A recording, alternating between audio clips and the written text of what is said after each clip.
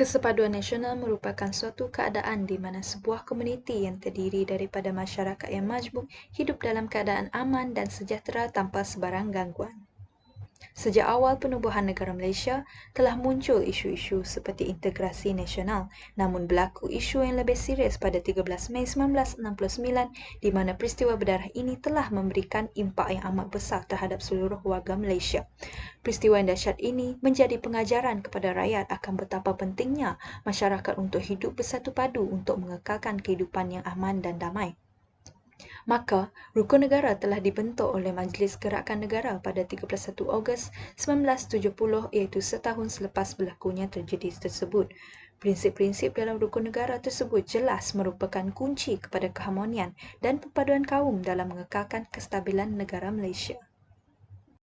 Kesempatan sosial di Malaysia. Masyarakat Malaysia terhasil daripada perkongsian sejarah bersifat dinamik melalui interaksi langsung dan tidak langsung secara berterusan. Mekanisme untuk mengekalkan toleransi, akomodasi, asimilasi, amalgamasi, dan akulturasi.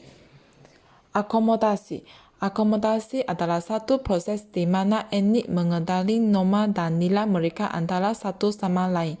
Namun, mereka tetap mempertahankan budaya hidup masing-masing serta hidup secara aman dan damai. Contoh, Hari Perayaan Tahun Baru Cina, Hari Raya Adiviji dan Deepavali. Asimilasi adalah satu proses pencantuman atau penyatuan antara golongan etnik yang berlainan budaya sehingga membentuk satu kelompok dengan kebudayaan dan identiti yang sama. Contoh, etnik Jawa, Babang, Nyonya, dan Cedik. Amalgamasi adalah satu proses yang terjadi apabila budaya atau ras bercampur aduk untuk membentuk jenis budaya dan ras baru. Cara pertama melalui perkawinan campur. Akulturasi adalah satu kelompok manusia dengan kebudayaan tertentu dihadapkan dengan unsur dari suatu kebudayaan asing yang berbeza sehingga unsur kebudayaan asing itu akhirnya diterima dan diolah dalam kebudayaan sendiri. Contohnya dari segi pakaian, makanan, dan bahasa. Cabaran mengekalkan kesatuan nasional. Yang pertama, landscape politik negara. Perbezaan parti politik yang berasaskan perkauman telah menyukarkan perpaduan kaum. Dunia politik yang penuh dengan kontroversi di mana terdapat pelbagai individu yang mempunyai tujuan dan kepentingan yang berbeza. Impaknya, masih terdapat pemimpin yang kurang bijak dengan mengharapkan sentimen perkauman dapat memancing perhatian masyarakat, tetapi sebaliknya hanya ingin melindungi kepentingan diri sendiri.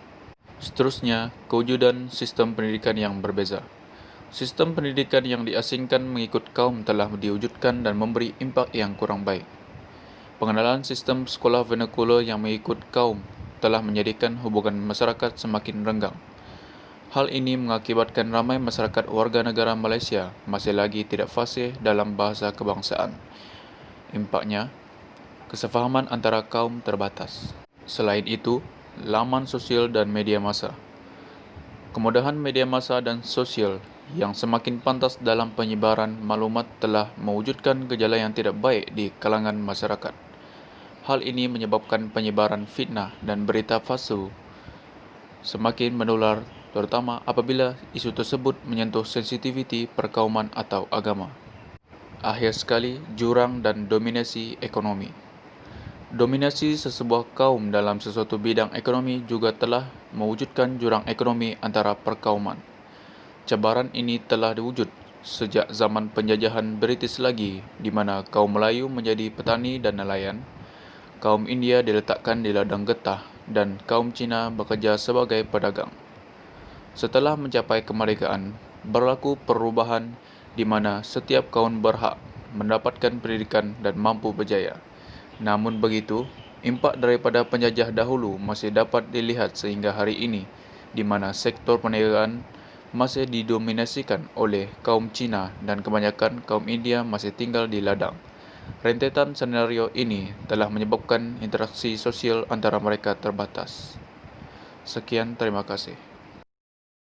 Sekarang kita beralih kepada kepentingan kesatuan nasional.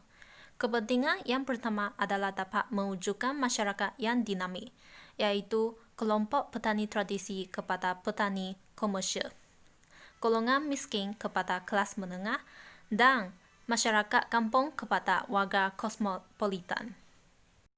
Kepentingan Kesatuan Nasional yang kedua adalah dapat mewujudkan pelbagai etnik dan budaya moderniti yang mengutamakan kemajuan sains dan teknologi serta mengutamakan kestabilan ekonomi negara Malaysia. Kepentingan yang seterusnya ialah keamanan dan kemerdekaan negara kekal. Hal ini demikian kerana dengan wujudnya Kesatuan Nasional, rakyat Malaysia dapat berkongsi norma hidup, persamaan nilai dan kerencaman sosial. Hubungan antara kaum yang utuh ini akan membawa kepada kestabilan politik negara, yang kemudiannya akan mendatangkan kesejahteraan negara. Selama sejahtera, seterusnya saya akan membentangkan tentang langkah untuk mengekalkan Kesatuan Nasional. Oleh sebab itu, rakyat Malaysia haruslah mengekalkan Kesatuan Nasional. Langkah pertama ialah mengikuti perlembagaan persekutuan yang ditetapkan oleh negara. Perlembagaan Persekutuan Malaysia mengandungi 183 perkara, adalah undang-undang tertinggi di Malaysia. Ia merupakan satu dokumen undang-undang bertulis yang telah dibentuk berasaskan dua dokumen terdahulu, iaitu Perjanjian Persekutuan Tanah Melayu 1948 dan Perlembagaan Kemerdekaan tahun 1957. Seterusnya, langkah yang kedua ialah menerapkan prinsip rukun negara. Rukun negara adalah satu visi bagi merealisasikan kontrak sosial yang dipersetujui oleh kaum-kaum utama di Malaya atau Malaysia semasa pengubahan Perlembagaan Persekutuan Tanah Melayu maupun Perlembagaan Persekutuan Malaysia. Elemen dalam rukun negara ada 5, iaitu kepercayaan kepada Tuhan, kesetiaan kepada raja dan negara, keluhuran perlembagaan, kedaulatan undang-undang, kesopanan dan kesusilaan. Yang aman haruslah dipelihara. Pemeliharaan keamanan adalah tugas dan tanggungjawab semua warga negara. Kita harus hidup secara aman dan harmoni. Kita jangan melakukan kegiatan yang boleh mencetus salah faham antara kaum. Kita perlu patuhi undang-undang sepanjang masa. Oleh itu, Kesatuan Nasional adalah sangat penting.